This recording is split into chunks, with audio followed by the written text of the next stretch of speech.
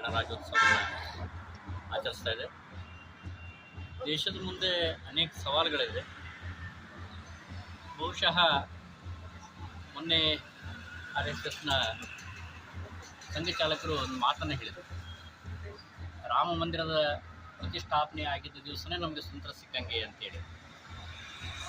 ನಿಜವಾಗಿಯೂ ಒಂದು ಅರ್ಥದಲ್ಲಿ ಸಾಂಸ್ಕೃತಿಕ ಭಾರತದ ಸ್ವಾತಂತ್ರ್ಯ ಸಿಕ್ಕಿದ್ದೆ ಮೊನ್ನೆ ರಾಮ ಜನ್ಮಭೂಮಿಯ ಆದಾಗ.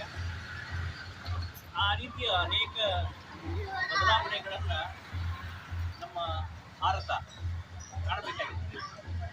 ಈ ಹಿಂದೆ ನಡೆದಂತಹ ಎಲ್ಲ ಆಡಳಿತಗಳಲ್ಲಿ ಬಹುಶಃ ಆಗಿನ ಪ್ರಧಾನಮಂತ್ರಿಗಳು ಮತ್ತು ಅವರ ಮಂತ್ರಿಮಂಡಲ ಸುಮಾರು ಒಂದು 25-30 ವರ್ಷಗಳ ಕಾಲ ಅವರು ಆಡಳಿತ ಮಾಡಿದರು. ಈ ದೇಶದಲ್ಲಿ ಅನೇಕ ಯೋಜನೆಗಳನ್ನು ಯಾರಿಗೆ ಈ ದೇಶದ ಸಾಂಸ್ಕೃತಿಕ ಪರಂಪರೆ ಮತ್ತು ಈ ಗ್ರಾಮೀಣ ಭಾಗದ ಸಮಸ್ಯೆಗಳ ಅರ್ಥ ಇಲ್ಲ ಅಂಥವರು ಆ ದೇಶದ ಚುಕ್ಕಾಣಿ ಹಿಡಿಬೇಕಾಯಿತು. ದೇಶದ ದುರಾದೃಷ್ಟ, ಅವರು ತಾವು ಏನು ವಿದೇಶದಲ್ಲಿ ಕಲಿತು ಬಂದಿದ್ದರು, ಆ ವಿದೇಶದಲ್ಲಿ ಏನು ನೋಡಿದ್ರು, ಆ ಯೋಜನೆಗಳನ್ನು ಭಾರತದಲ್ಲಿ ಅನುಷ್ಠಾನ ಮಾಡಲಿಕ್ಕೆ ಪ್ರಯತ್ನಗಳನ್ನು ಮಾಡಿದರು. ಅನೇಕ ಯೋಜನೆಗಳು ಅಲ್ಲಿಂದನೇ ತಂದಿರುವಂಥದ್ದು. ನಮ್ಮ ದೇಶದ ಮಣ್ಣಿಗೆ, ನಮ್ಮ ದೇಶದ ಇತಿಹಾಸಕ್ಕೆ, ನಮ್ಮ ದೇಶದ ಗ್ರಾಮೀಣ ಭಾಗದ ಜನರಿಗೆ ಏನು ಬೇಕೋ ಆ ಯೋಜನೆಗಳು ಆಗಲೇ ಇಲ್ಲ. ಇದ್ರ ಜೊತೆಗೆ ಅನೇಕ ರಾಜಕೀಯ ನಿರ್ಧಾರಗಳನ್ನು ಕೈಗೊಳ್ಳಬೇಕಾಗಿತ್ತು. ಆ ರಾಜಕೀಯ ನಿರ್ಧಾರಗಳು ಏನಂತ ಹೇಳಿದ್ರೆ, ಭಾರತ ಒಂದು ದೇಶವಾಗಿ ಉಳಿಬೇಕಂದ್ರೆ ಈ ದೇಶದಲ್ಲಿ ಒಂದು ಕಾನೂನು ಇರಬೇಕು, ಈ ದೇಶದಲ್ಲಿ ಒಂದು ಸಂವಿಧಾನ ಇರಬೇಕು, ಈ ದೇಶದಲ್ಲಿ ಒಂದು ಧ್ವಜ ಇರಬೇಕು ಅಂತಕ್ಕಂಥದ್ದು ಹೋರಾಟವನ್ನು ಆಗಿನ ಜನಸಂಘ ಮಾಡ್ತಾ ಬಂದಿತ್ತು. ಇದಕ್ಕೆ ಅನೇಕರು ವಿರೋಧವನ್ನು ಕೂಡ ಮಾಡಿದರು.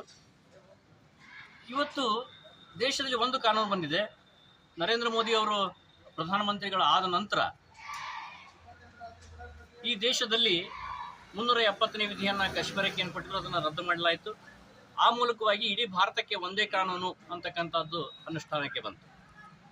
ಇನ್ನು ಯೂನಿಫಾರ್ಮ್ ಸಿವಿಲ್ ಕೋಡ್ ಇದೆ, ಏಕರೂಪ ನಾಗರಿಕ ಸಂಹಿತೆ ಬರಬೇಕು. ಬಹುಶಃ ಹಿಂದಿನ ಸರ್ಕಾರಗಳು, ಭಾರತೀಯ ಜನತಾ ಪಾರ್ಟಿ ಜನಸಂಘವನ್ನು ಹೊರತುಪಡಿಸಿದಂತಹ ಸರ್ಕಾರಗಳೇನಿತ್ತು, ಏಕರೂಪ ನಾಗರಿಕ ಸಂಹಿತೆ ಅಂತ ಹೇಳಿದ್ರೆ ಅದು ಮುಸಲ್ಮಾನರ ತುಷ್ಟೀಕರಣ ಆಗಬೇಕು, ಹಿಂದೂಗಳನ್ನು ಮೂಲೆಗೆ ತಳ್ಳಬೇಕು ಅಂತಕ್ಕಂಥ ಕಾನೂನುಗಳನ್ನು ಈ ದೇಶದಲ್ಲಿ ಜಾರಿಗೆ ತಂದರು.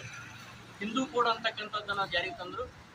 ಎಲ್ಲ ದೇಶದ ಎಲ್ಲ ಕಾನೂನುಗಳು ಹಿಂದೂಗಳಿಗೆ ಮಾತ್ರ ಅಪ್ಲೈ ಆಗ್ತದೆ, ಉಳಿದಂತಹ ಕ್ರಿಶ್ಚಿಯನರಿಗೆ ಇಂಡಿಯನ್ ಸ್ಪೆಷಲ್ ಕಾನೂನುಗಳು ಅಪ್ಲೈ ಆಗ್ತದೆ ಮತ್ತು ಮುಸಲ್ಮಾನರಿಗೆ ಶರಿಯತ್ ಕಾನೂನು ಅಪ್ಲೈ ಆಗ್ತದೆ. ಈ ದೇಶದಲ್ಲಿ 76ನೇ ಗಣರಾಜ್ಯೋತ್ಸವನ ಆಚರಿಸ್ತಾ ಇದ್ದೀವಿ ನಾವು.